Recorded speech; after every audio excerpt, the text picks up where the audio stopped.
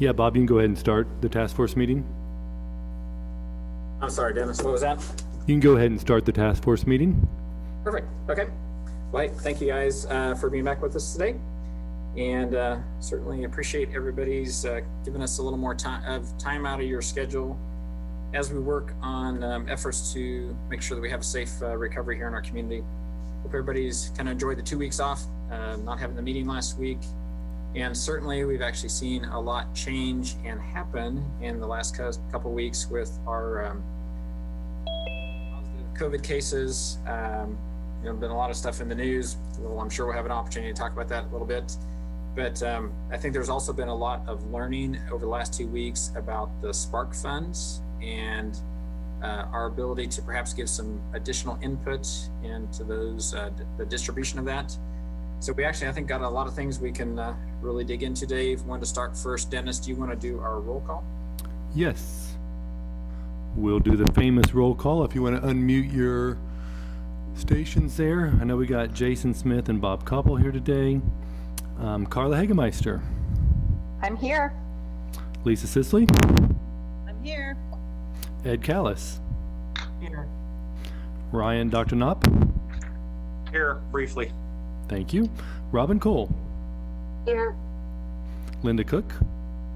Here. Dennis Butler. Good afternoon. Mike Dodson. Here. Dennis Cook. Yes, sir. Gina Scroggs. Yes. Kara Hawley. Here. Kelly Laub. Hello, everyone. Cheryl Grice. Here. Shiloh Heeger. I'm here. Great. Fanny Fang. Here. Karen Hibbert is traveling, but she might be with us. Karen? I'm here. Can you hear me? Yeah, sounds good. Thank you. Lonnie Baker. I'm here. Commissioner John Ford. Commissioner Dee McKee. Commissioner Keith Asher. Julie Govert Walter. Kelly Pasco. Dr. Chase. And I see Lieutenant Colonel Kelly. All right, and we have Ron Fear joining us as well, and I think Christy Rodriguez, are you on here today? Yes, I'm on. Great. Well, thanks for your cheerful presence today. If you want to take it back over, Jason? Sure. Well, again, thanks everybody for being here. I apologize for missing the last meeting. I was out of state. Obviously, as Bob mentioned, there's been quite a few interesting developments over the last week or two. And we did have a new health order that went into effect. So given the recent spike, the health officer imposed new restrictions that took effect on Wednesday. Mass gathering size was reduced from 100 to 50, and large venues continue to be closed. But I think the biggest change, restaurants and bars shall only operate at max occupancy of 75% of their posted limits. That includes employees. And then all restaurants and bars are to screen each employee prior to each shift. The screening shall include asking about symptoms, travel contact, as well as checking temperatures. And those records are to be available upon request. Pottawatomie County is open with no restriction, so they removed the only thing they had left, which was the gatherings. And I don't have what Geary County officially did. Does anybody, Christy, are you, or is anybody on from Geary County? I didn't hear. So Geary County does have a new order that went into effect the same day as Riley County's, I believe, yesterday, the 24th. And it's posted on the Region Reimagine website. But to be honest, I haven't had a chance to actually review the details of that, but it is posted out there. Okay. All right. Well, I'll go review it after this meeting. So we had a couple of other, I think, major developments. I don't know if Colonel Kelly wants to talk about the news from Fort Riley that came out, I believe, last night. But well, I'll let Colonel Kelly do that. So. Thank you, sir. Yes, so here on Fort Riley, we are, as you can see, very actively looking at our precautions. So in addition to what we've previously told you about, hand washing stations, temperature checks, entering main buildings, we are all now wearing masks at all times in main work buildings on Fort Riley. The exception would be residences. If I'm in my personal residence, I would not need to be masked. But within all work centers on Fort Riley, we are wearing masks. Another announcement we've made, this is in conjunction with Riley County's Health Order 13 and watching the case county and acknowledging that 18 to 24-year-olds seem to be a large percentage of the new cases. We have restricted our service members from being in Aggieville between 11 p.m. and 10 p.m. and 5 a.m. So those late night hours, we are trying to cut back on essentially soldiers being in bars or nightclubs. Now they are permitted at all other times. That's just the restriction there. And again, it's just in support of the overall community effort. So I'm happy to answer any other questions throughout the conversation or in the chat if you'd like. Thank you, sir, for that. Kansas State also had some announcements. I think Linda is on the call if she wants to address those. Yes, we are. We did announce that we are going to require face masks when on campus. That'll be for students, staff, professors, visitors on campus. So that'll happen. I mean, it's happening immediately, but the greater population will be back in the fall. But face masks will be required in the in the classrooms and throughout campus. Social distancing we're also working on as we chart out how much space will be available in classrooms based on the 6 feet social distancing, which is lowering the capacity of the rooms by to about 30%. So we're working that into our plans as we bring students back. And we did, of course, this fall semester will start a week early, which is August 17th. We're gonna run straight through without a break. Sorry, I can't control the other phone.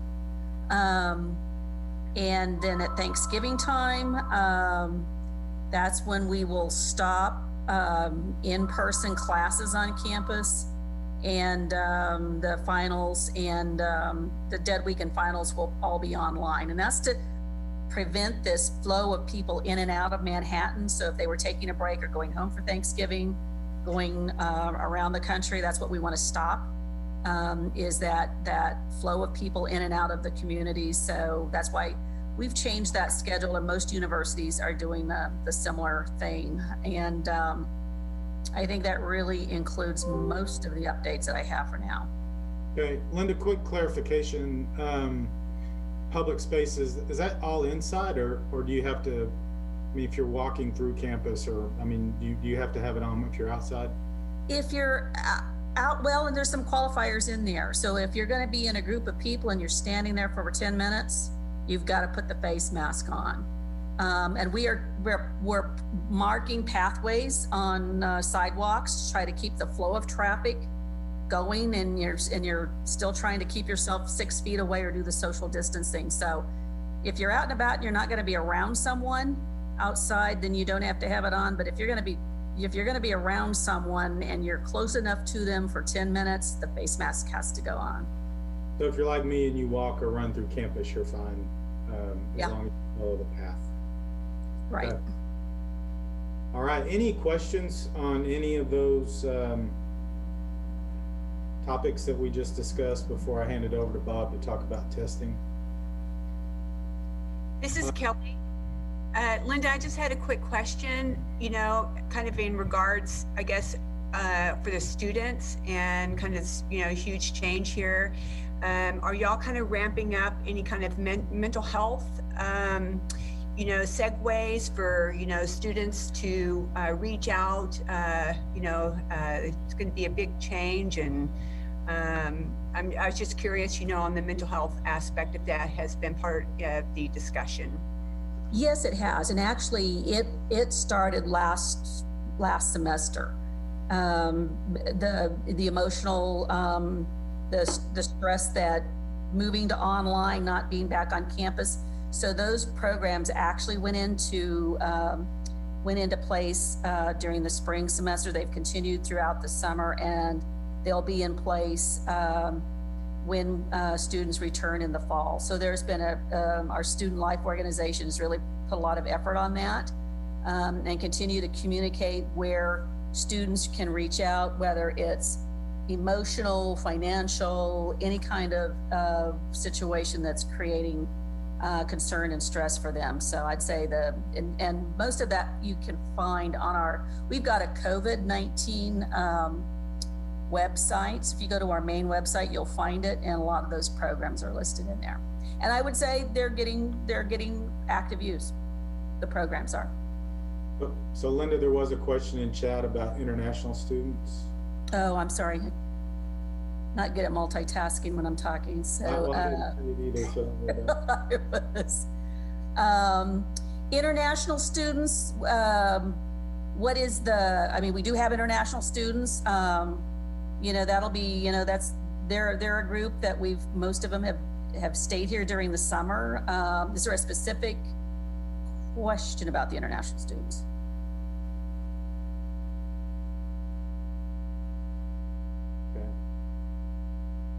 So Lonnie, there you go. Hey, this is Lonnie.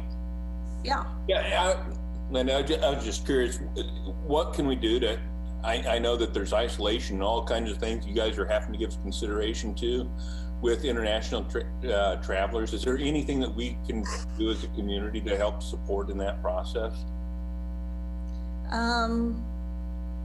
I think, not off the top of my head, I think it's, programs, it's a lot of programs of helping them to, first of all, feel very welcome in the community. That's key, because a lot of them are here on their own, and which is why, we do a lot of work in helping them if there were a situation, if we had to shut things down for a while, that they're taken care of because they don't have a place to go to. So I don't know, I think we announced that our study abroad programs we're not going to have this year, but that's students from K-State going abroad.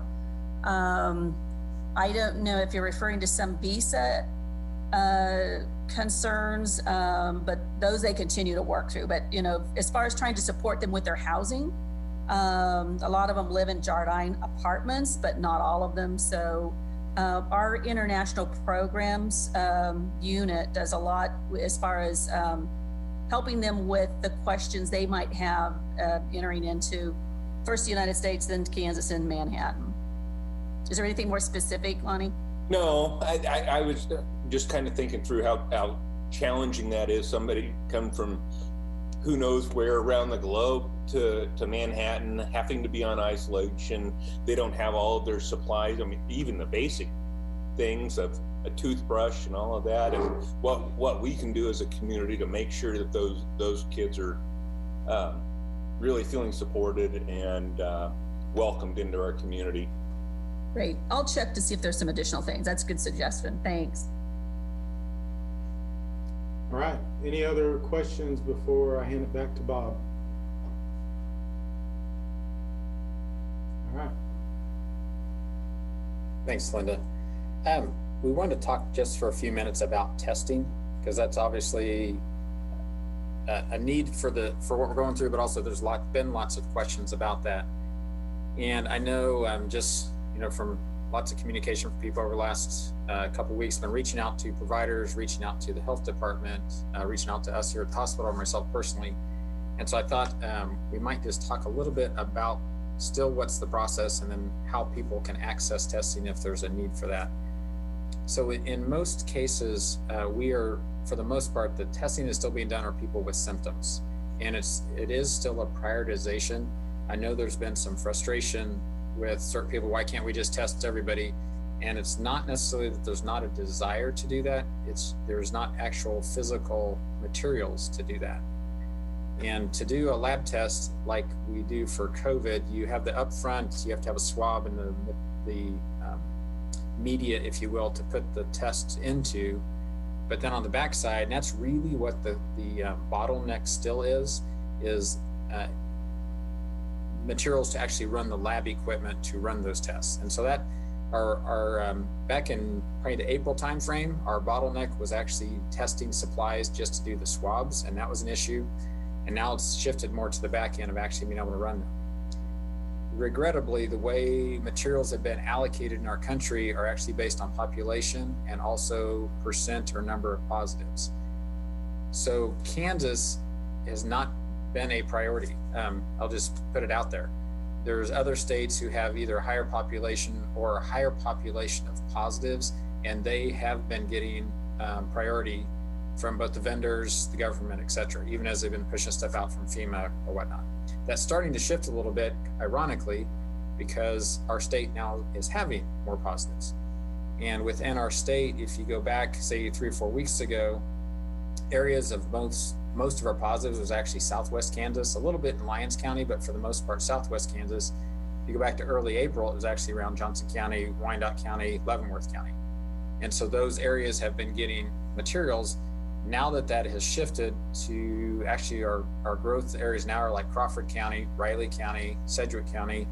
That actually starts to open doors up now to have greater access to testing and materials. Depending on where your lab tests go, once you have been swabbed, that you then will have a different time increment depending on whose lab it goes to. And that kind of is what it is.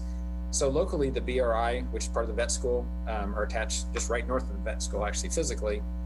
They have been doing testing, looking at Ryan or Linda, that's been at least 6-8 weeks now, isn't it? That they've been testing. Yep. So you have to have an agreement. There's a contract that any individual or organization would sign. The BRI does not bill individual patients. They're not set up to be like a commercial lab, like say we would normally send to a medical lab. But I think the balance there is their priority is actually the biosecurity research that they're doing.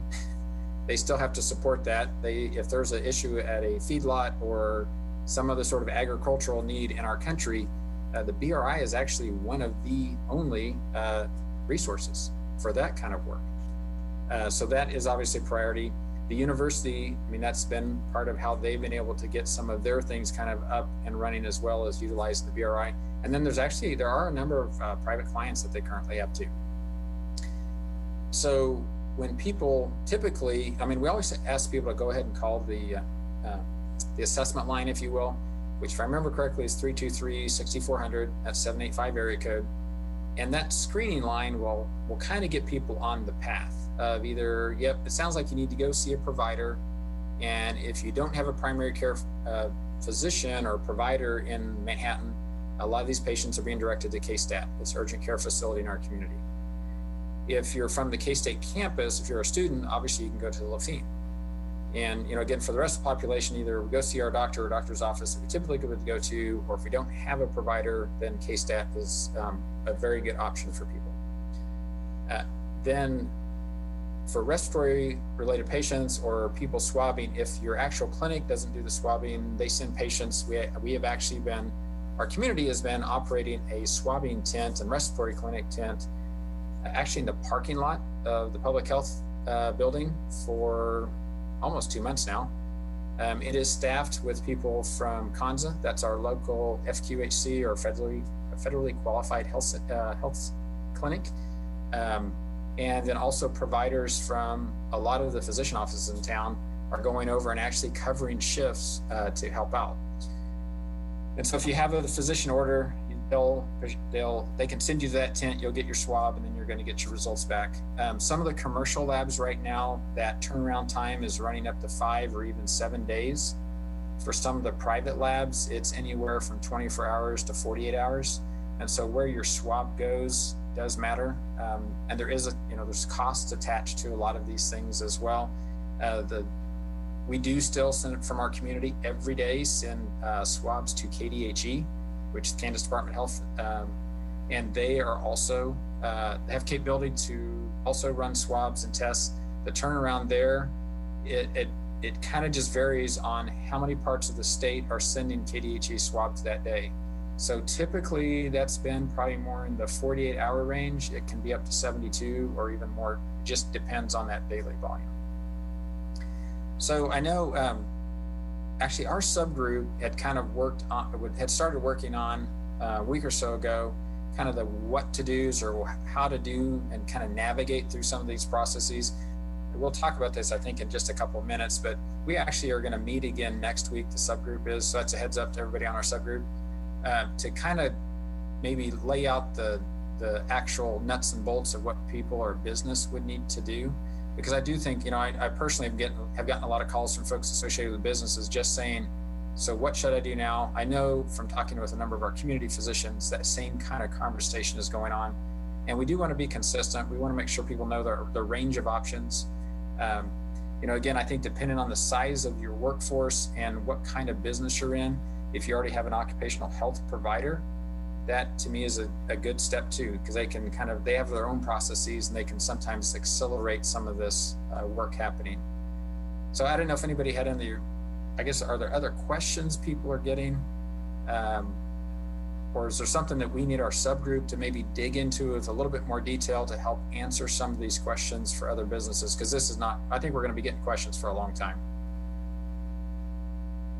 Lonnie, did you have a question? I saw your mic come off.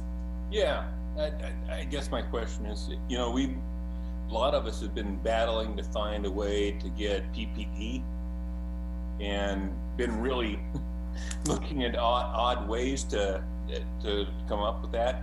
Is there something that we as a community can do as far as the testing side and getting the testing kits to really support what you're doing at the hospital and making sure that you have everything that you need to be able to run all the tests that we need? So I would say from our health system side, the difficulty actually is that there's lots of different laboratory instruments you can run the tests on. And some of them are very proprietary about which swabs and which test media you can use. And so we're now actually having this carry an inventory, multiple kinds of swabs and test media, so that we can then send that swab to a specific machine even at a lab, not just even send it to the lab. And the reason for that is there's such a shortage. If you will buy a new piece of lab equipment, then the vendors are making a commitment that you get X 100 or 1,000 swabs a month once you buy the new equipment. And so in our case, we have a big lab down in Wichita.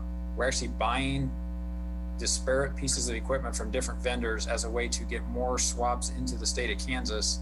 And then they're having to sort them out and run them on the right machine once we get them to the big lab there. So if there's a way around that would be great. Right. So even if that's the case, should we as a community be coming together to purchase that equipment? My thinking is that, as we look at the percentage of cases that have come from bringing student athletes back into town, if that plays out here this fall, that's a really significant number. And I don't know that all should fall on the health system to try to figure out. So obviously there's been dollars that have been distributed to communities. I don't know. Maybe that's not the right approach, but I just keep thinking that we as a community need to figure out how to take care of ourselves and not have to necessarily rely on the greater health system that's out there. I might weigh in on this conversation and just talk about capacity and testing a little bit, sort of being in the trenches and doing this. One aspect, you're alluding to, Lonnie, is just supplies. And I think it would be great if we can brainstorm and collaborate as a community on how to better support the supply chain of things. But it's also the human resources and personnel. So just to give everybody a feel on this call here today, I mean, I think we all understand we've had a significant spike here over the last couple of weeks. You know, we in primary care see that before anybody because we're fielding the phone calls of sick patients, exposures far before the positive numbers and tests come in. So we sort of saw this coming a week or two ahead of time. And I will tell you that based on how this week is going, expect the numbers to do nothing but rise over the weeks ahead. And while Bob and the hospital may not be pegged out on capacity in terms of beds or ventilators or ICU care, I can just tell you from the primary care standpoint, we are already being pegged out at capacity. And this is just what I call the tip of the iceberg in terms of what could happen through the fall and the winter. What I mean by that is our respiratory tent capacity and resources have absolutely been exceeded. I mean, I was there yesterday afternoon swabbing car after car after car after car. We're pivoting back to reabsorbing some of that in specific individual clinics. Our K-Stat urgent care clinic has been literally overwhelmed with need for swabs. In other words, what I'm telling everybody is the human resource personnel side, that is also a limitation. And we, even if I use the term tip of the iceberg, we are already feeling that peaking of what we can handle. And so any brainstorming there that we can do on just being able to share personnel and human resources and looking at how and where we're sending tests and turnaround time. You know, I mean, obviously the clinical task force and the hospital and Bob and health department, I mean, we have these conversations all the time, but I think the broader we can spread that net and incorporate other invested community members would be wise and helpful because, you know, right now things are not at a good spot. And sometimes I think we need to be careful to not lose the forest for the trees. And by that, I mean, you know, the trees are things talking about like, okay, is it 50? Is it 100? What's the gathering size? Like right now, that means nothing to us in the medical field. I'm going to go back to what I told the people on this clinical call in the very first time we had this task force, which is we have a toolkit. We better employ every tool in the toolkit if we want this to go well for our community. And by that, I mean universal masking, distancing at all times when possible, avoiding large crowd gatherings, hand hygiene protocols. I mean, all these things we keep hammering home over and over and over again. I mean, that's our only hope, you know, moving forward here. We just have to really be all in for those tools in the toolkit. So part of it is I just want to let you guys get a feel for, you know, if you think that this is all manageable, you're right, it is, but we are living on the edge in the outpatient world right now in terms of our ability to test people. And that's why, like, if you're a business and you say, hey, can we just test all of our employees? Like, we'll definitely think about that and consider it, but we may just literally not have the capacity to do that because we're so pegged out with swabbing symptomatic people and high risk exposures in households and all these other 101 stories we get, you know, every day of the week on phone calls and testing requests, you know, and questions. And so, you know, we're trying to do the best we can to keep up with the demand, but that is a challenge already, and it's only not even 4th of July yet. This is Julie Governwell, and I just had to. Yeah, Julie. I just wanted to get clarification. When you refer to an issue of materials, what materials? Hey, Julie. Yeah. I can barely hear you. All right. Well. Better. Is it better? Yep. All right.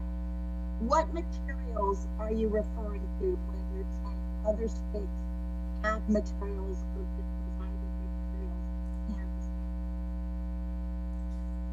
I'm sorry, Julie, I couldn't hear what you're saying. We lost you again. Okay. Julie, maybe you could type in the chat. Okay, I will do that. Thank you. Hey, Bob, I've got a quick question. Sure, Mike. You know, back in probably about the early March timeframe, we outlined some of the things that we thought were important nationally to control this virus. And Dr. Knopp has highlighted several of them. I'm just wondering, what is the incentive for an organization to grow its capacity, like you said earlier, on the back end to do the testing, and even to put together an organization that could help with the personnel problem of doing the testing before it goes to the lab? the cost of these tests, we seem to have this backwards. In other words, you could create the organization that does this rather than have every single business pay for the test. But it may be too late for that. I just normally think that when you have a entrepreneurial spirit, that things like this would naturally emerge. I just don't know how that works kind of in this lab setting.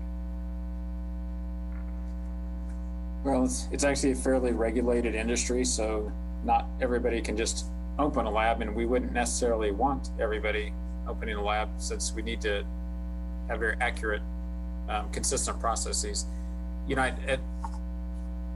What we've seen with everything else is that the supply chain is catching up, and I think our hope is no different than with the lab test kits for the instruments, that the supply chain is going to catch up hopefully yet here in July. The impediments to that are there's actually a glass shortage for certain types of glass now in the country, and there's also certain plastics that are in shortage. And everything we do in the lab has plastic or glass. I mean, that's just kind of that is business, at least at present. So, I mean, we're starting to see improvement. The question, I think, gets back to actually what Ryan said. The ramp up is happening faster than some of those pieces are actually in place.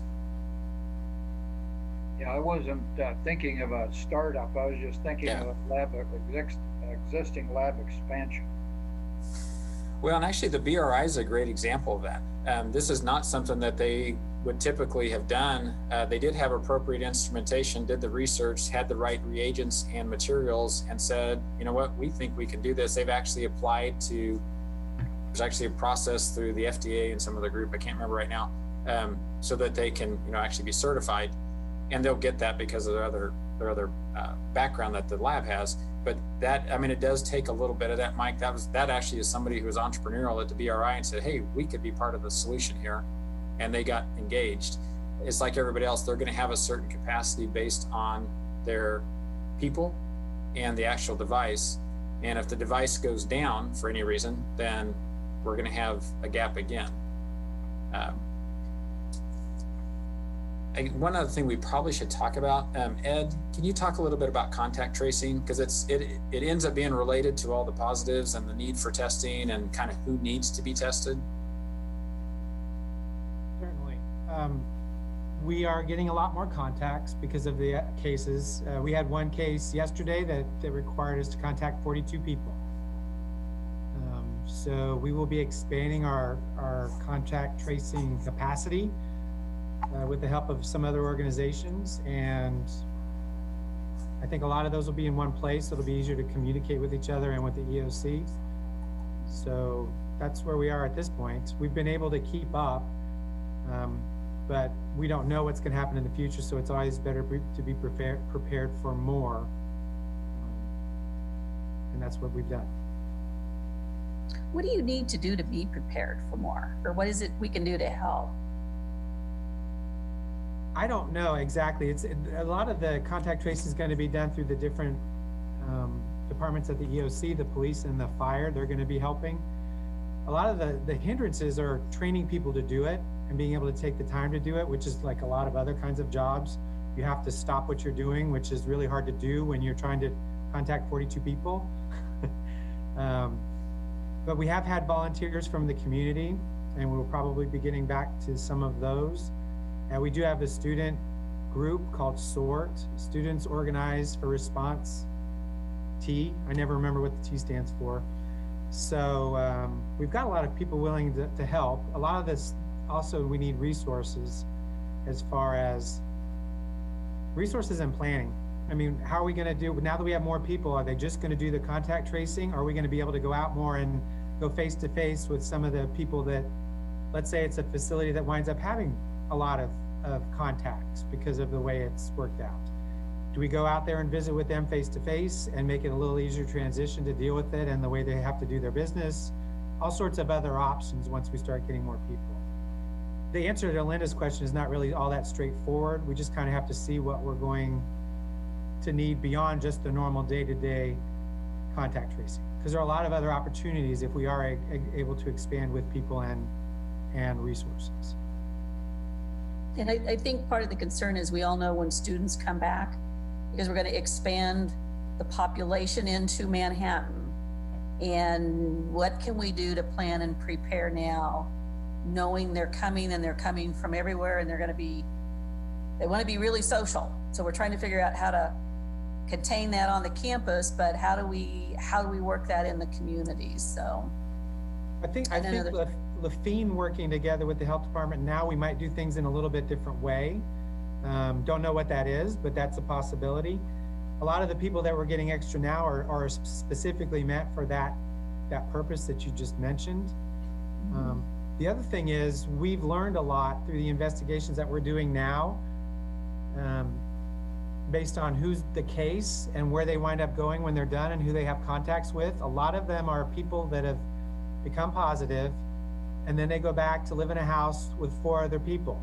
So, I mean, if we come up with processes that make that easier to do, ensure that the follow-up keeps those people in the house until they're allowed to leave, understanding, or making people understand that quarantine and isolation, real quarantine and real isolation, not the stuff that you got from traveling, are legal requirements. These aren't things that are just optional.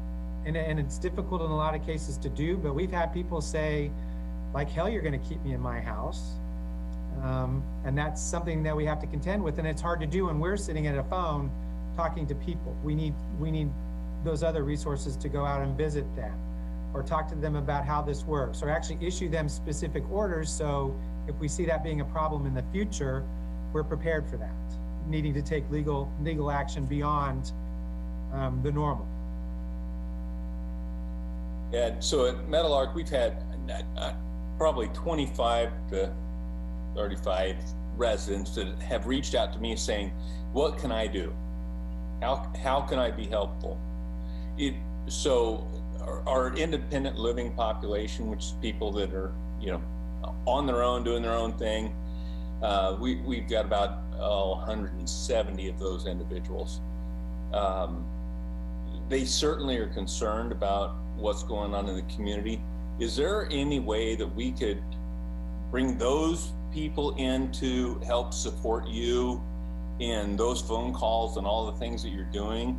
There are people that really care, obviously, people that may be affected, and so the one I was just talking to a little bit ago, she was a nurse in her former life, and she really cares about supporting Manhattan.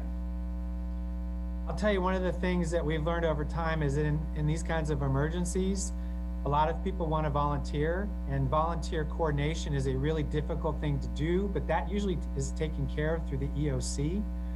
And so, I mean, if I can collect some information from you, talk to them, and we can see how we can do that. But the EOC really is where we learn what they want to do and what their talents are and where we can put them, because they're the ones that do the logistics for these kinds of things. And I don't know that we've really concentrated too much on volunteer coordination, but I think it's a great idea.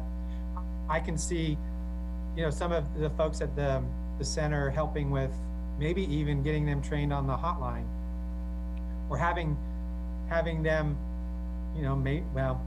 I have lots of ideas of different things to do, but anyway, I think that is a good group of people to be ambassadors, but I don't know how we can do that, because they're the ones that are being put at risk in a lot of situations. And I think if we use them to let the population know that they're at risk and that they would appreciate some protection based on the behaviors of other people, that could be a potentially very strong message. Okay, so please let me know anything that we can do. We have a really great community of people. There's like 380 of us here, just on the resident side, and we got 500 employees. So if there's ways that we can come together to support, we're really interested in doing that. And I'll give you a ring later. Okay. Thank you, Ed.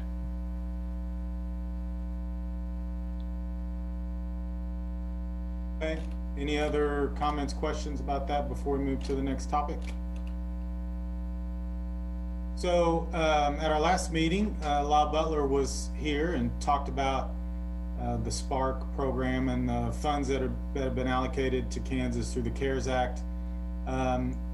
Since then, there have been some additional parameters that have been put on the counties to operate. And at the request of Commissioner Ford, we have Tammy Robinson with us today to talk about some of those issues. Tammy's the Budget and Finance Officer for Raleigh County.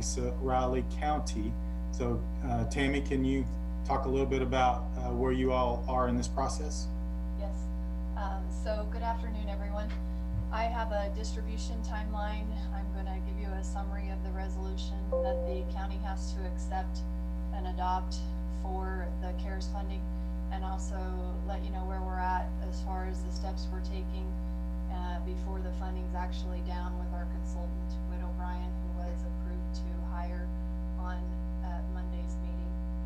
So the timeline that the state provided for their distributions is this first one should be out on or after July 1st. That's the $400 million that they did release, and $350 million is based on the population. The other $50 million was based on the number of cases in the community and our unemployment rate in comparison to the other 103 counties. So with that, the Riley County's distribution is $14,994,234. That does equate to approximately $201.99 per capita. Hey Tammy, this is Dennis. I'm not so sure if I think people are having some trouble hearing you. I'm not sure if you can talk a little bit differently, maybe into a microphone, but I can censor some sound issues, so I don't know if you can adjust that or not on your end. Okay, can you hear me now? Is that better? Not much. I don't know if the angle is where your speaker is or your microphone is, or a little bit louder. Maybe if you can try it one more time, that'd be great. Okay, how about that? Little better. Okay, I'll turn it way up. Now can you hear me? It's a little bit better. Just okay, I'll keep try talking to loud. talk Thank louder. you. So did you all hear the distribution amount and how much that was per capita? Yes. Okay. So with that, the next release is expected to be in August. They haven't released an actual date, and the third one will be in October. That second one, they don't have a lot of details out there yet. They have it to be determined. Same with the third one. However, they do have estimates of 310 to 525 million will be released in August. And in October, 109 to 324 million is expected to be released. So we did get the resolution summary, and a couple of things I wanted to point out with that is the funds may be used, what they can be used for. They have to be incurred due to the public health emergency with respect to coronavirus. They cannot have been accounted for in your most recent budget, and they have to have been incurred between March 1st and December 30th. If you're using any payroll for this reimbursement that you would like, it does have to be substantially dedicated to COVID-19 mitigation or response, and it cannot have been reimbursed by any other funding sources. Expenses reimbursed by other funding sources are not allowed at all. Reimbursement for donations is not allowed, and you cannot use these monies to directly account for revenue shortfalls. A couple of things that we also have to comply with is there will be 5 reconciliations we have to provide to the state. The first one will be August 15th. This is a very important date because at that point in time, which you can see, August 15th is not very far away. We have to have all the monies appropriated or allocated at that point. Now, they don't have to be spent, but they do have to be allocated, and anything we have left unallocated will have to be returned to the state at that time. So with that, it's going to be very important that we have that consultant and their background to guide us through that, because it's going to be a really quick process. The next one will be September 15th. The following is November 1st, then December 1st, and the last one will be on February 1st, 2021. That last one is subject to change based on any federal guidance that's provided between now and then. So at each one of those updates, the first one is going to be like an allocation reconciliation to show what you expect to spend it on. And then every time after that, you will have to let them know what you've spent. And so at the end of December 30th, whatever you haven't actually spent will go back to the state. And the transparency and accountability that will be required with this is that all meetings and hearings will have to be made publicly accessible. All materials, including agendas, presentations, minutes, any detailed accounting or any financial reconciliations will also have to be made publicly accessible. And we will have to create, publicize, and manage a process for non-governmental organizations. So that will help with their spending decisions, any new requests that are being spent, or any questions that need to be answered. We also have to take in consideration any disproportionate impacts on racial minorities in this direct aid plan.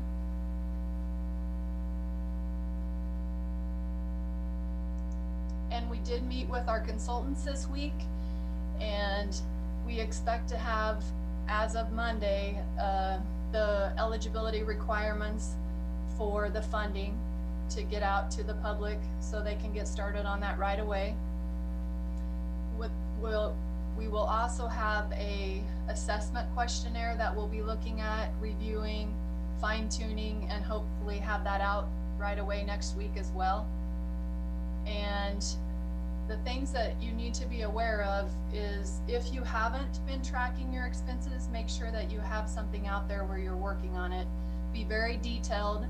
Dates, times, payees, amounts, the copies of the invoices. I would go ahead and start getting all of that information gathered so that you have it ready to do this assessment again, because that deadline is going to be August 15th. So it's going to be a very fast moving target that you have to meet. The other thing that you need to keep in mind is it's not just what you've spent to date, but what you're expecting to spend through the remainder of the year. So you're going to have somebody go out there and do some estimates and get those prepared, because we also need to have that in our allocations as well.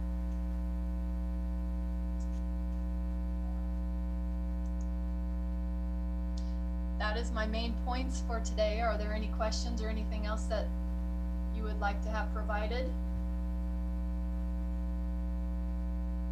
Tammy, thanks for that. This is Mike Dodson. Having talked to some of the guys, a couple of weeks ago as they were forming this up, does the consultant have some criteria for who they are contacting? In other words, is there a single point of contact for each of the incorporated and perhaps unincorporated cities in the county, businesses, nonprofits? Kind of how does that work? It's going to be a publicly made advertisement per se. So they do have the background. They've worked with the hurricanes, different disasters. So it will be probably the newspaper. We'll have it out on our website. There is other entities. Christy Rodriguez had reached out to me. She said she was very willing to put any information or help us with this process in any way. So word of mouth, all of you that are on this committee, it'll be very important that you will be provided information to get out to the public as well.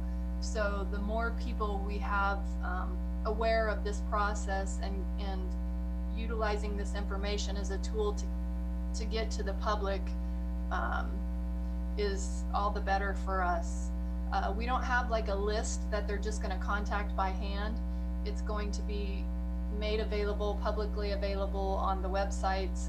We are working to determine whether we're going to put it on our website or if we're going to use another site at this time for the accessibility part of it. So we don't have that determined yet. That's on next week's agenda to go over and determine what we need to do to go forward with that. So as soon as we have that information, we'll get it out to everyone as well.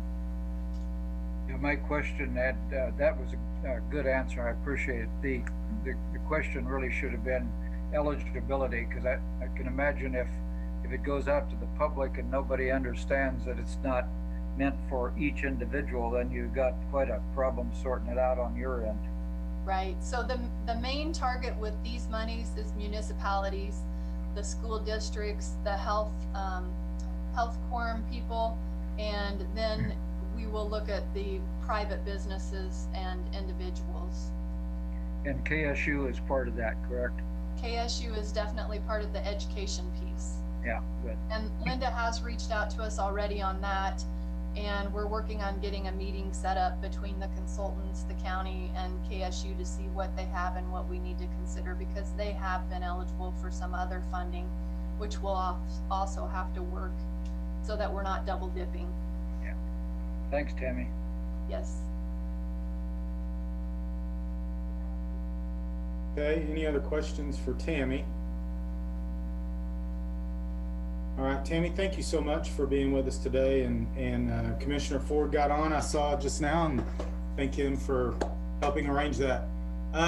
So we are going to take a few moments here to discuss what this commission feels that some of those funds should be used for. So I think we'll just open it up for comments. If people have had something on their mind that they think we need to address. I'll start just because we did this. I was fortunate enough to go through this process with Senator Tom Hawk at a town hall last week, and Senator Hawk is also on the Spark group at the state, and we just talked about the need for testing materials, as we just talked about. What can we do to ensure that we can keep Kansas State open from a business standpoint? Having students here is critical for us being able to rebound. We would prefer to have some kind of football season as well, but so materials, PPE, those are the things we tossed out, but we're going to open it up here and let people give their ideas as well. This is Julie Govert-Walter. I hope you can hear me. Can you hear me now? Yes, that's great. All right, thank you.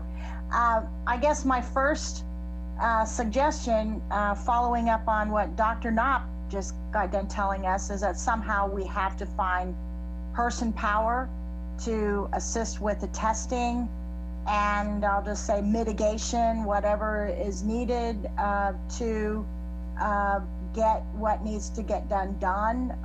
Yes, it does take people to do tests, and also it does take people to do those personal contact tracing. Somehow we need and volunteer coordination. If that's going to be a factor in this, volunteers just don't organize and coordinate themselves. You've got to have some focus, attention, and coordination that goes along with that. So if what I'm hearing Dr. Knopp say is accurate, and I believe it is based on our own personal experience, I think certainly one part of this money needs to be allocated towards figuring out how we solve the personnel issue that we're going to need to address the issue. Thanks. Carla, you had your hand up. Thank you. Speaking on behalf of the school district, I know that Dr. Wade has already visited and was in on that Spark conversation in reference to the school district's need for assistance with technology. Listening to Dr. Knopp at the beginning of this conversation just really drives home my concern for what the fall is going to look like for our K through 12 school system, and being able to continue education for our kids. We know that what Kansas was able to do for education in the spring was amazing because we were building an airplane while we were flying it, but we also know that it did not meet the needs of our kids and families. It was not what we want for education and for learning, and what was okay for a 2-month period is not okay for what will probably be a longer term period. And we know that technology is a part of equity in education, and we know that there's a lot of kids in our district that don't have access to that technology. So So being able to do that, Wi-Fi, having internet accessibility throughout our community is a big issue for students to be able to do the educational pieces that we're going to need them to do from home, for some of our teachers even who might not have access to Wi-Fi at home. So having Wi-Fi accessibility throughout the community. And then I guess I would again continue to be thinking about all those things that we need to do to be able to keep open schools, to keep schools open. And when we're just listening about people power, I think about the fact that we are going to probably, realistically speaking, if things are being done right, there's going to need to be more maintenance, more custodians, more people in our buildings cleaning. And those people all come with a cost that aren't built into budgets right now. Our school buildings, we know, are critical for parents to be able to work. When we talk about keeping our businesses open and keeping parents and people employed, that having safe places for their kids to be is critical. When Boys and Girls Club shut down this last week because they had a positive test or whatever their situation was, that population of kids no longer had a place to go. And so all of those parents who had students in those buildings in Boys and Girls Club then had no childcare. And so we can really see how quickly that domino effect happens when we don't have safe places for our kids to go. So thinking about those things. And Kelly just typed in social workers and nurses, and I don't disagree with you for a second. We have nurses at our buildings. We don't have a full-time nurse at every building right now, but there will be an increased need for nursing staff, and we're working through a lot of those things, but thinking through maybe the spark money could be helpful for that as well. This is Kelly. Just to kind of go back to what Carla was saying about internet access and, the necessity of having, obviously school buildings, open. And, as I thought, our public library, closed down for obvious reasons, but maybe there's a thought process of, maybe having, the public library, closed and only open to, school-aged kids, if this happens again, to where they have an opportunity to go in and do remote learning, if that's, you have to kind of go back to, where we were, if we have to close school down for 2 weeks or for a month, but maybe that might be something to think about, and having, the public library, open and only to, school-age kids and, with social distancing, whatever, but just as a thought, I'm just throwing that out there. I want to circle back real quick to the internet, just so that we're all on the same page, and share some information and give credit where credit's due. Also, the community is working on that already as far as increasing internet access throughout our community. I know that Dr. Ribble at the school district and Eric Reed at the school district have been in communication with, I think, Jason at the city, and I think some folks at the county as well. Last night out of our board meeting, we approved a technology purchase, but part of that technology purchase was, forgive me, I'm not a Wi-Fi person, but whatever the devices or whatever the equipment needed to put on the outside of all of our school buildings that would then push internet out away from the buildings.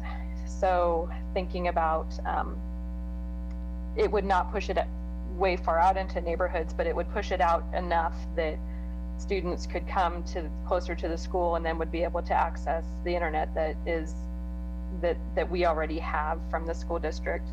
We're also purchasing the devices or the internet material that you would need that they can put on school buses. We're purchasing some of those, and we've identified some of our high need areas by who we're by our food service actually department has helped us identify that. And so we're talking about putting those devices out on the clubhouses of some of our mobile home living communities, so that there's internet accessibility for folks that are further away from our school buildings. And I think we're also talking with the city about some of that, and in kind of that partnership of trying to find ways that we can spread Wi-Fi throughout. So just, there's already work happening in that area, but I think anything that we can do to solidify and support that would be helpful. So Carla, this is Christy Rodriguez. I also serve on that group, and so you're right. It's USD 383, the city, the county, and including representatives from the library.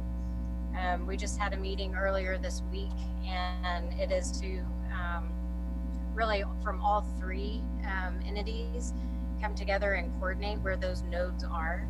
The school district system, you're correct in everything that you said. The school district system would put the Wi-Fi nodes on the at the schools.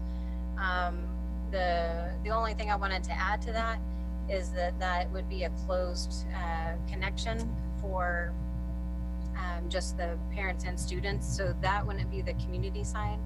But we are, there's an effort going on to combine those GIS layers so that we really have a good solid understanding of where the school connections are versus where potential community connections could go. And so those efforts are being paired. So I just wanted to kind of add to what you're saying. And I would just add on the technology piece, because of what we're having to do at K-State with the social distancing in the classrooms, means that most classes will be a hybrid, where some people will be in the classroom and the other people have to do it online. So that's going to increase whether they're in apartments, in the residence halls, they'll be attending those classes online, and then, you know, the number that's going to be allowed in the classroom would be in the classroom. So that's going to put an extra load on the system, which our IT is working on, but just so that everyone is aware of that. Okay. I think the other need, I'm sorry, I was driving.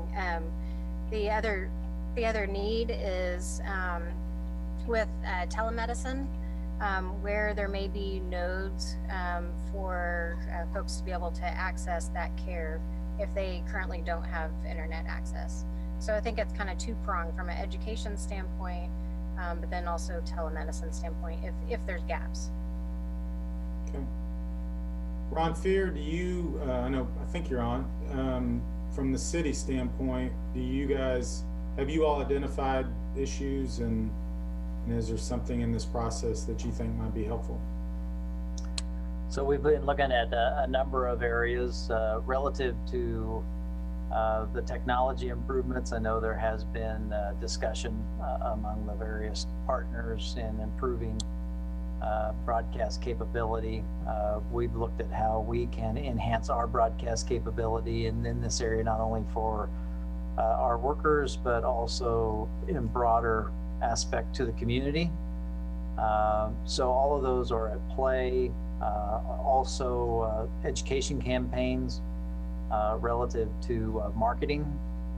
And we're working on a request for proposals to distribute for our local entities to help us with that. That could be targeted to all the different sectors and everybody has to do their part to keep us all successful. So those are a few things that we're focusing on, as well as the need for testing and whether that's I would just offer that Johnson County, we've got separate funding from Sparks, signed a $4 million contract with a company there in Kansas City to do contact tracing for the rest of the year by adding 30 employees to their health department, so on a contract basis. So those are, obviously we don't have those immediate resources, so finding those resources to supplement staffing as well as opposed to relying on volunteers or training others to do stuff.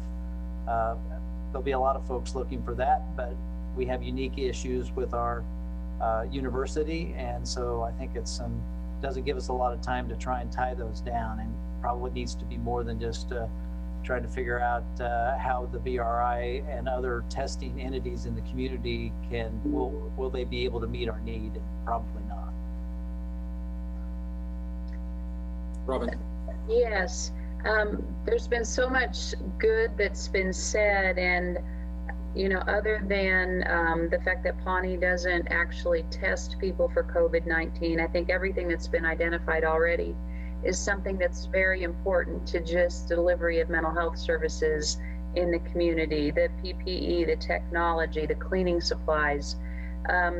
Pawnee, along with other community mental health centers, did recently participate with KDADS in applying for a grant through FEMA that would allow funding for a team of 3. It would be a team leader and 2 case managers whose primary focus would be to identify unmet needs of people who are affected by COVID-19. I believe that we'll find out within the next 30 to 45 days whether or not KDADS receives that funding. So if it does, Pawnee Mental Health will be in a position where we can offer some services to the community in general. People don't have to have a mental health diagnosis to be able to benefit from these services. And so I'm hopeful that we'll be able to do some community outreach starting, I believe the grant would start sometime in August. It's only 9 months, but I think that there's a lot of good that can be done in the community by having that kind of an outreach team available. So I'll talk a little bit more about that, or hopefully I'll have some more news about that in the future. But one thing that Carla said that I think is so important when she mentioned the Boys and Girls Club, the school, there is this web of interconnectivity between people who we are all serving and working with. And so when we have the kids who are affiliated with the school district, some of those children then are at Boys and Girls Club. Some of the kids at Boys and Girls Club are also served by Pawnee Mental Health. Of course, Pawnee Mental Health youth and children are part of the school district. And so there is such this significant web of relationships, and many entities within the community are serving some of the same people. And so we really have to keep that in mind as we think about the community's needs and about the ways that the virus can spread and can be affecting multiple different kinds of public entities in the community. But one thing I'm particularly concerned about is obviously mental health. We have seen when the virus first broke out, we saw people sort of staying at home, not reaching out for services. But then after several weeks went by, we saw an explosion of requests for crisis services. And the Crisis Stabilization Center has remained very full throughout this period of time. And I would expect that we'll continue to see that. One concern is for individuals who have lost their jobs because of economic downturn due to COVID-19. That also means that they may have lost their health insurance, which means they may not have the ability to pay for the services that they need very desperately. And so to be able to have funding to be available to meet the mental health needs of individuals who have no capacity or who lack the capacity to pay for those services, I think is an important part, or an important kind of way that we could use some of these Sparks funds. One thing I wanted to elaborate on that Ron talked about, and that's this education awareness campaign, helping to get everyone to understand how important those 3 basic, and it's what Ryan Knopp talked about, the 3 basic, the face masks, it's the social distancing and what social distancing really means, and the hand hygiene, because it's important that everybody follow that and support it. Businesses can't enforce it, but we've got to get people at all age groups, and whatever outlet they listen to their news, and whatever message gets to them, because that's how we stop the spread of the disease. And if we don't want the university to shut down and we don't want businesses to shut down, we need to get people to practice that for the foreseeable future. So to me, that campaign it's complex, and it's not something that just a few people can put together on a low budget. You know, it's a major undertaking, and that definitely I would think that would fall into some of this funding, but it's something that I think we really need in the community. And it can't be just one person saying you've got to do this. It's reaching so many different age groups and constituent groups. Amen to that, Linda. Thank you, Linda. So Fanny, I think you had your hand up. Yes. Dr. Knopp, something you said that I think we've been saying for quite some time now is that there needs to be universal masking. And I would disagree with Linda on that businesses can't require it, because there are already so many businesses that are voluntarily doing this, at least with their employees. And for me, for my business, we've been doing it since early April for both our employees and our customers. And it has not only, and now we're 2 months in, and I can say that I have the data to prove that not only is it a sound public health decision, but also a sound business decision to at least require your employees to wear masks. This entire task force, one of the first things we've been talking about is rebuilding that consumer confidence. And the only way to do that is if our locals feel like they're being protected. And we can talk about social distancing, and of course it's the combination. It's social distancing and face masks. And I appreciate what K-State has done. I appreciate what Fort Riley is doing, but we need to do more than that. And as Robin said, everything's connected. These kids go into our businesses, and if we're not wearing masks, if our employees are not wearing masks, who come in contact with people from all over the place, from wherever, then these efforts that we're doing, the educational campaign, this awesome technological equity piece, it's all going to be lost because we're not wearing masks. And the other piece I just want to add is that yeah, I mean, for local businesses, it's not sustainable for us to go into a collective stay-at-home order.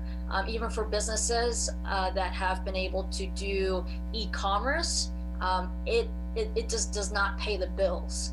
And so we need to make sure that we can stay open, but the only way we can do that is if we have a unified messaging when it comes to masking. Okay. Benny, woohoo! You go, girl. It is, I can tell you from a business, and I can only speak for, our business and engaging with, our employees, and watching how everything is unfolded, and the fear that we have just even in reopening for dine-in. And I have said this before, customers have to have responsibility. The public has got to be held responsible. Businesses cannot carry the burden of having to do the right thing when customers and people in the public refuse to do it. It's a burden for any business owner to have to shut their place of employment down, to let people go. We've all covered this, losing health insurance, losing your steady income. It's no business can face having to do this again. And I feel that, our group feels that the public has got to get on board. They have got to get on board to start making this happen, because we're going to continue to face this again and again. And I just, excuse my language, but we just can't pussyfoot around this anymore, and, I think, what Governor Cuomo up in New York did was bold, but you see the direction that they're going. We have seen, how other, states have decided, to not do this and to make it a requirement, where they're headed. And it's the short term, is going to hurt, but the long term effect is going to pay off if we just take it, seriously here and make the public be responsible. So. And on that note, Kelly, I want to add that that's where I would like to see some of the spark funding go, is getting face masks. Because at the beginning, especially the 3-ply disposable face masks were so scarce that even hospitals couldn't get it. But now there is such a steady supply of face masks that if I found a vendor who, if I wanted to buy 50,000 face masks, I could do it and have it here by next week. And so, as Kelly was talking about the burden, I think that if us as a community, our local government could procure some of these face masks and distribute it to our businesses so they can give to their employees, and if they wish to give to their customers, it will lift a lot of financial burden and the energy it takes to have to procure this on our own. I will remind, we still have close to 1,000 face masks at the chamber for any business that wants 10 to 20. So we have not had a high demand on that recently. So please pass that along. Any business that needs masks, they're free. So it was a donation, and we still have roughly 1,000. Lisa, you had a comment?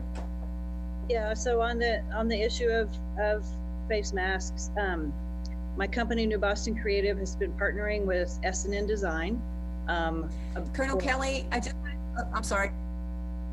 Out there, Dave. We've been partnering with S&N Design for about a month. And we got a face mask video, a couple versions of it out on social media, and a campaign that we're monitoring. President Myers did the first video for us, and it was terrific. And we've had good reach and exposure.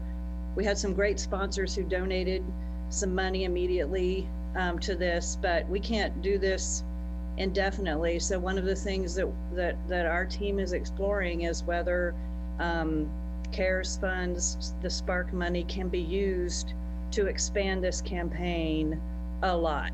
And we're working on what that would look like to really make this a deep, broad, multi-channel campaign.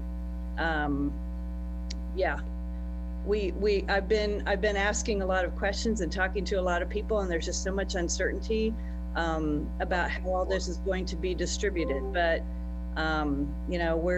we're working on that, and just try to see what we can do, and if we can get some funding to really do a robust campaign that potentially could run through the end of the year. And I might mention, first of all, Lisa, thank you for your efforts and Steve's efforts on that.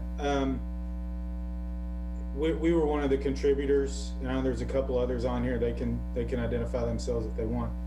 And I have been very surprised at the lack of interest in helping fund this. So anybody that's interested in helping us move forward, I know Lisa would be happy to visit with them about what that looks like. And but I appreciate everything she's done. Now, this actually is a great segue into what we had next on our agenda. So I think there's recognition that this is an area where we've fallen short in the community. And so we just want to talk, obviously we've got, at least have an opportunity with the PSAs to try to take that tactic. Are there other thoughts that people have about other things that we could do? Because this is actually now is an evidence-based practice. There's actually been a study done by Oxford and a couple other research facilities about the efficacy of mask wearing. So are there other things that we could do that would encourage this within our community? Bob, I think it's at least 4 weeks ago, we were talking about signage on business entryways. And one of the purposes of those signs was kind of tell people before they came in what the rules are. So I'm a little surprised, you know, number one, all the people inside by the business owner obviously would wear masks, and the sign would say, if you want to come in, you have to wear masks. So, you know, that's kind of one way to fight against it. The second question I have is really for you, and it has to do with, okay, you know, before we look at a second wave, we have a teaching moment now because something's gone wrong. You know, we've had a doubling of the number of cases in Riley County in a very short period of time. So do we know the contributors to that sudden rise? Because it may instruct us in what we have to do for a so-called second wave. Well, Ed, I don't know if you want to comment about that. Quite honestly, Mike, it's people not, our observation would be is people not doing those three things. Not practicing good hand hygiene, not wearing masks when around other people, and not practicing effective social distancing. Are there places associated, or do we know that? So Ed, do you want to take that first? As far as which part? Places associated with it, or the part you were talking about before? Yeah, the places, Ed, I think we know we know the emerging data on the age. What isn't clear is where this might be coming from. If there are pockets that we need to police in order to fix the overall problem. Because we know, as Bob just said, if you don't wear a mask, you don't social distance, things are going to go wrong. But right now, are there places in which that's happening or not happening? Well, I don't know if you saw the Facebook Live yesterday from Julie, but they announced 2 different outbreaks in Riley County, one in the Aggieville area and one in the football players from K-State, and there may wind up being more. So that's kind of where we're concentrating our efforts at this point. One of our biggest concerns with wearing masks is, what are you going to do when people don't? You can't force, well, I guess you can. What are people going to do? I don't know. It's a very difficult deal, and our take on it at this point is, we've had large groups of gatherings of people together without masks in the forms of protests. Those aren't controlled. We've had other, large increases in cases in certain areas. That's difficult to control. And when you talk about a general population requirement, how are you going to control that? Where's the enforcement going to come from? It's got to be some kind of a social change. And it's not just going to be because somebody told me to do that. And that's not going to necessarily even happen during this particular pandemic. I mean, unless we make it a rule, and then how are businesses actually going to fare? So if I go in there, not me personally, but if I go in there and I see that I have to wear a mask and I'm not going to wear a mask, I may or may not come in. So there are a lot of unintended consequences, even though the studies say this and other things say that. A lot of people really aren't paying attention to that, which we have seen because the outcomes are showing that. So at this point, I don't know that anything's changed with what the health department's planning on doing. They're making the same recommendations as CDC, but change things. I mean, the more information we get, the more we see that the scale is tipped to mask wearing as being a mandatory thing. Maybe that might happen. I don't know. But at this point, that hasn't. We're following CDC's recommendations, and that's not a popular point of view from some people's opinion. So, but that's what we have, and CDC is someplace that we can count on. And maybe when they move into, or if they ever move into making a recommendation that masks are mandatory, that might be a way to get things moving in a lot easier direction. On that, Ed, I would say, yes, at the Asia market, excuse me, we have had high tensions between patrons who don't want to wear the mask. But for every one person who walks away without spending their money with us, we have gained so much respect from new patrons, and strengthen our relationship with community members. And so I'm saying this to say to businesses that, like I said earlier, that it is vital for businesses to participate in masking, and it will help their business ultimately, because we need money. And I understand where the fear comes from when you have a new rule for masking. We went through it and we've been doing it for 2 months.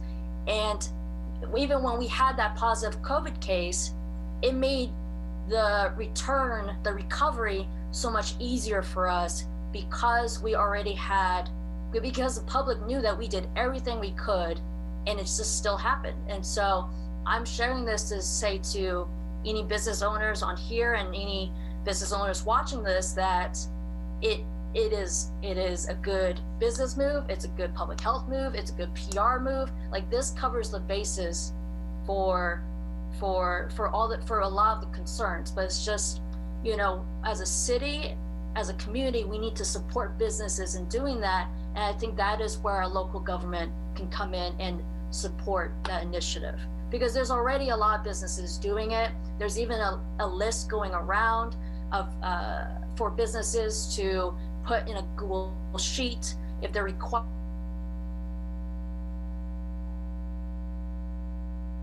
Businesses are on that list now, but I think we're losing you, Fanny. Yeah, I guess, Mike, back to one of your questions. And again, I understand our environment, being healthcare providers, is different than most of you, but we've had a masking requirement for people coming into our facilities, outpatient, on campus, whatever, for almost 3 months. We have had 3 instances where people have pushed back or been upset about that, but we even limit visitation, and we've been able to get that accepted just by explaining the why, and helping people understand why we would do that and why we would limit that. And we've been able to, I think, do that fairly successfully. And I understand we have a pretty different environment, but I guess I would agree with Fanny is that, actually as business owners, we have the ability to say, this is what this is what we expect in our establishment. It helps if everybody is obviously delivering that same message. I guess I would go back to my previous question. Are there other things that we think would be helpful in the community, other tactics, other ways to get in addition to what we've already talked about, are there other things that we could do that would help make this easier for people to accept?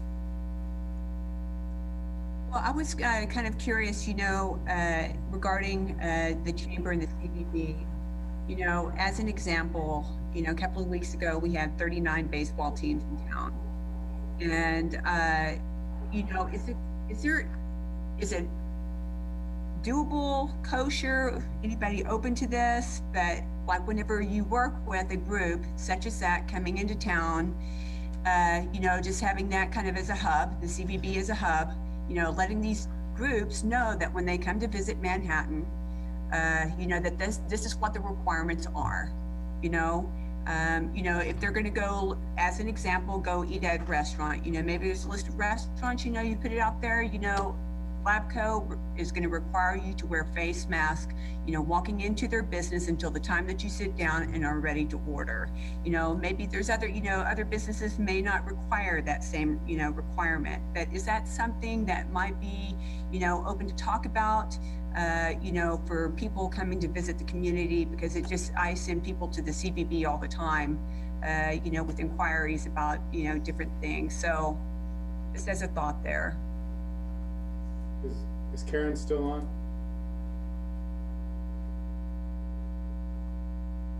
Okay, well, so. Can you all hear me? Yep, there she is. Okay, good. Yeah, Kelly, to your question with that, twofold. When the baseball teams came in, when the ball teams came in, there was a policy that they were presented from the organization that hosted that, as well as the information that we shared with the community about the community. I think that it's very important with our website and the information as we interlink with one another, that we are as up to date as we possibly can be. As you know, one of the things that we are challenged with is how do people gather their information? Are they going to our website? Is it the information that we send to them directly?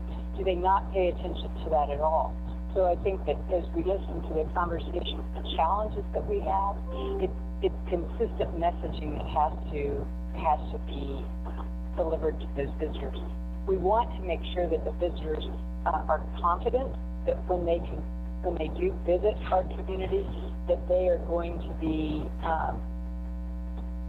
every effort is going to be made to welcome them and also to keep them safe.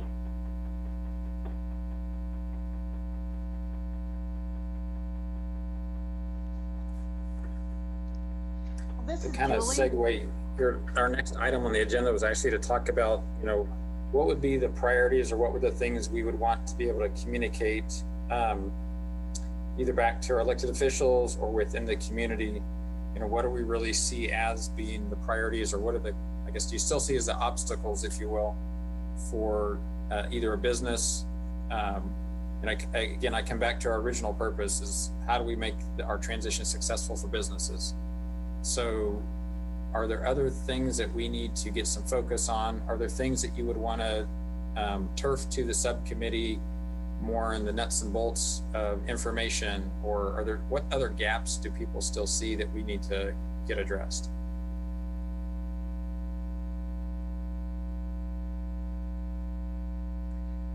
Okay, Chatty Kelly here again.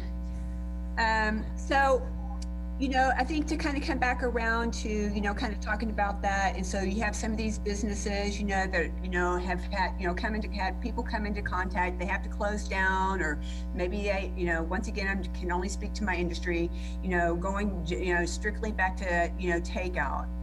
So, what measures, I guess, do we need to take as business owners, about, the contact?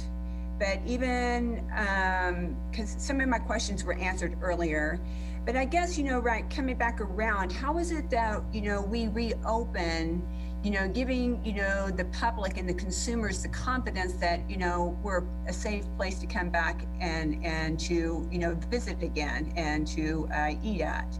So I don't know, do we need to think about getting a, star of approval, from the health department, or, something of that nature, to where it kind of boosts, the confidence of the public? I'm just kind of curious about that. Can I make? I'm sorry, Carla. Go ahead. I was just going to say that's a really interesting idea, and maybe even if we had something like a voluntary program that restaurants or businesses could participate in, where it was sort of like a voluntary seal of approval, where if certain kinds of metrics were met, that business or that restaurant would have that star or that golden seal of approval that it could display on its front door. And so then for individuals in the community who are really concerned about that and who make their decisions about where they're going to spend their money or where they're going to go out to eat, when they're looking for that, they could tell just by when they drive by the business that this is a business that is voluntarily complying with all of the guidelines, and one that they would want to choose to patronize. So we were going to bring this up later. One of the things that somebody tagged me on was the program Lawrence did, where the business pledged to do certain things. We outlined it in the document that Christy did for us, Opening with Care, about all the various things and asked businesses to put the one pager on their window, and I haven't seen one yet. But the question was, if it was a sticker that said, we have voluntarily committed to comply with Opening with Care, would that be more successful in getting them put it on the windows? We'd happily print up the stickers and hand them out, be the distribution point. We would not want to be the enforcement arm to go in and make sure they're doing those things. But that is something that the chamber would be happy to facilitate in terms if we want to do the Gold Stars, Robin said, or whatever program that is, and print those stickers and distribute them appropriately, as long as somebody else was willing to do the enforcement, if that's the direction that we want to go.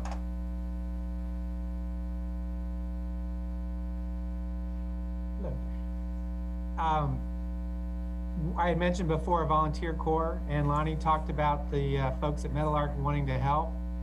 That's potentially a great place for them to be used. You come up with the program, and actually back in Baltimore, they had a program called Seal of Commitment. It was for restaurants that met certain criteria for their inspections and a variety of other things. And they got a sticker, and they were inspected by the health department because the health department already did the inspections. But in this case, you could still have your criteria, have whoever could volunteer to do that, to go in and verify, and then they would be given a sticker after that's been verified, and then they can put that on the window. Those kinds of programs are not uncommon. It's just a matter of how would you do that with the limited resources that we have. But I think having a large group of folks from Meadowlark, who are basically the population at risk, doing this and making them more, again, ambassadors for the cause, could be a potential good use of their time and talents. And again, we would underwrite the materials for that. Which would even be better. Yeah. So I mean, every part of this would be taken care of, and then in the end, you have what you want, which is some designation that allows the public to see that the business that's being, that they want to go into has done what they say they're going to do.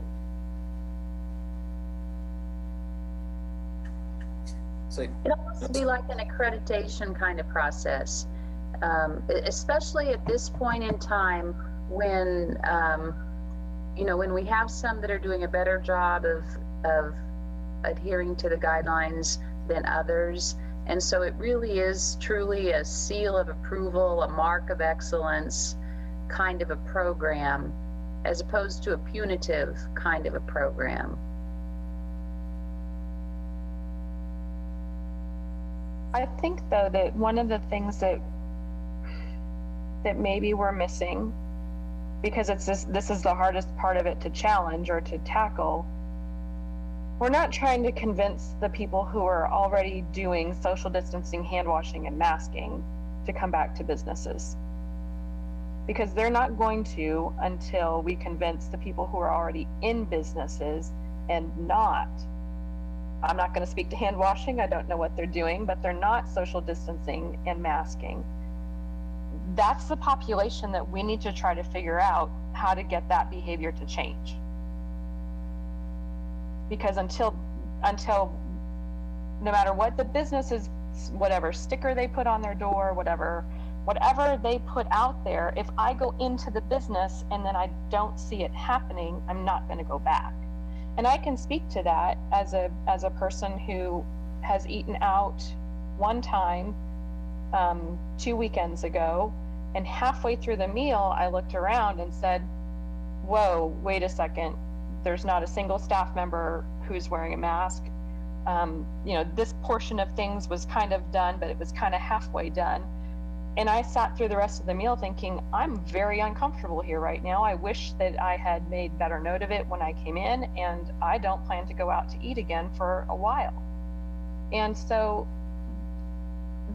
the portion of people that we're really talking about and where we need to get over the hump is the people who aren't convinced yet. The rest of us are already believers. So all the messaging that we're talking about doing is still just in some ways preaching to that choir when we're working to change the minds and change the behavior of a different population of people. And until we get over that hump to where it doesn't feel weird to be in a business with a mask on, because everybody's got a mask on. When you go to the grocery store or wherever, and the person who's the odd man out is the person who's not wearing a mask, then we're talking about that social change. We're talking about that positive peer pressure and how to change that behavior. half of us who are wearing masks are probably staying home a lot more, so you're not seeing us in businesses. But I think that's where we're missing it here. And I don't have an answer, sorry. That's the hard part. So I think one of the things on the sticker program, and I'm not advocating strongly for it, or against it, I think it's the peer pressure of, number one, well, if my competitor has a sticker and I don't, I need to get a sticker. So I need to do the things and pay more attention. The other one is, this is a true story. I was in a restaurant a few days ago, similar experience as Carla, and heard later that that restaurant had masks on, but their customers complained that they didn't want their people wearing masks.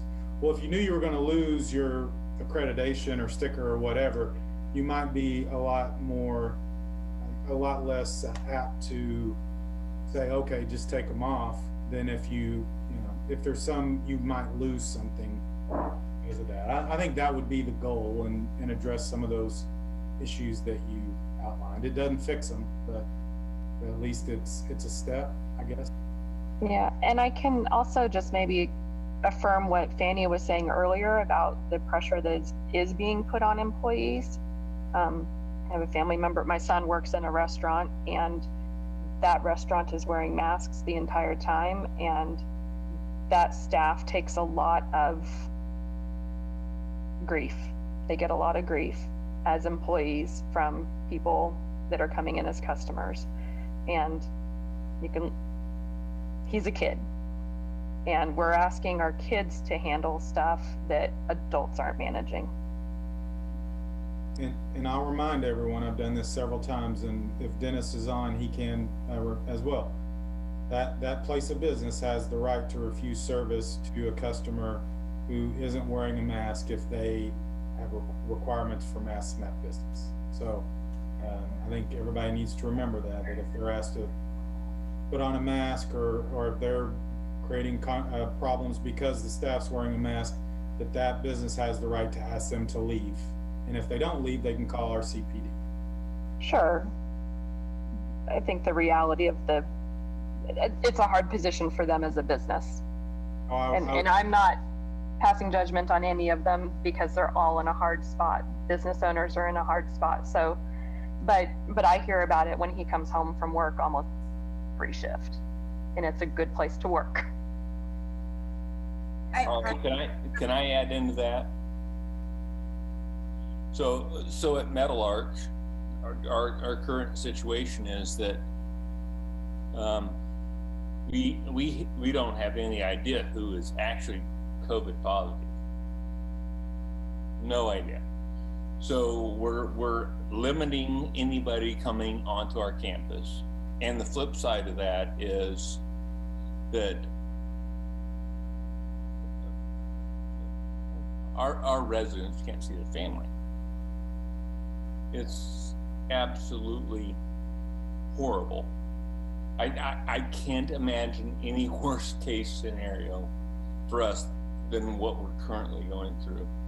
And to add on to that, so one of my really good friends who lives in Western Kansas, he's absolutely scared about going to town and being around anybody that might be COVID positive. So he didn't.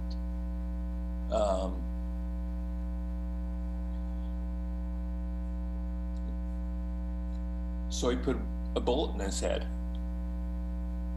The isolation that occurs from this is affecting people in a horrible, horrible way.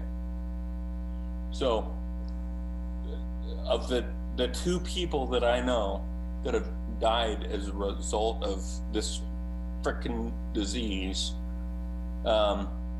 one shot himself and the other refused to go to get medical care when he needed it. And it's terrible. It's absolutely terrible. And so what we deal with every single day in retirement communities is, how do you balance out the the horrible isolation that everybody deals with, and the ability to keep people from dying from a disease or a virus that we don't even have any idea how we understand. So anyway, it's terrible. It's horrible. And I understand the impact that business are seeing from all of this. I get it. I truly appreciate it. Last thing I want to do is watch businesses go under.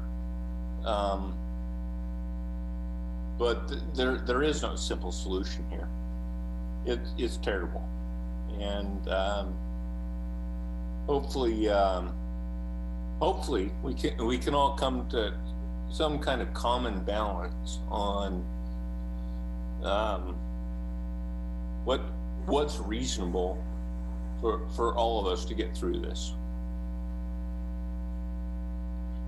What Lonnie is saying, and Lonnie, I'm sorry for the tragedies and the heartache that you face personally, and I have to tell you, what you're doing to keep the folks in Meadowlark Hills safe is laudable and very important. But what I keep coming back to is that we're talking about the health and the well-being of every single person in our community. And it's a very tough thing, but I think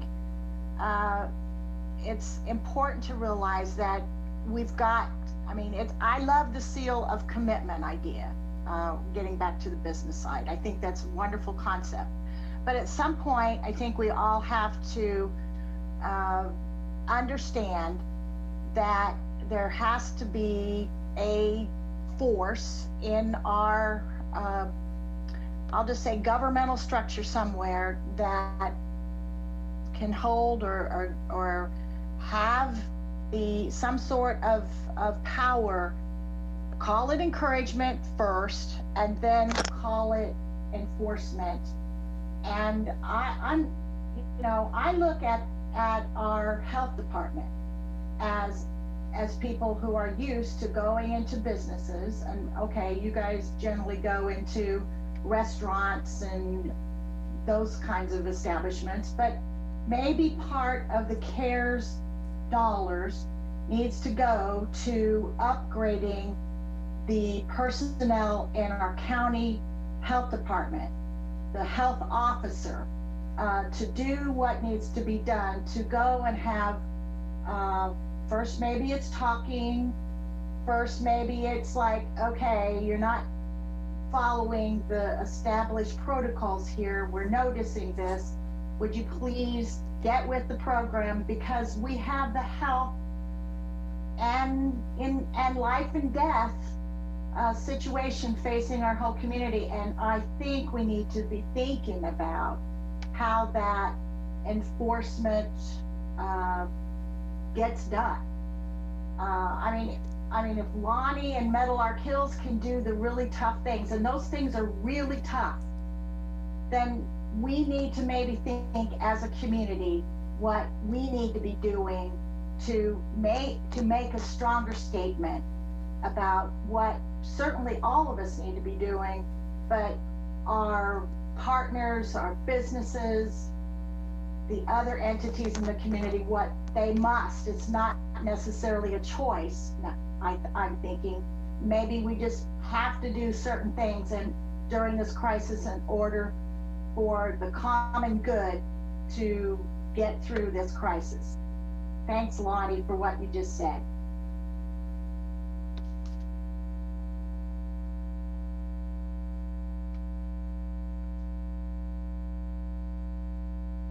One thing I wanted to add as well is from a youth perspective, I was at Amberg Park the other day and oh, you can't hear me? Nope, now you're on mute. Just need to talk louder.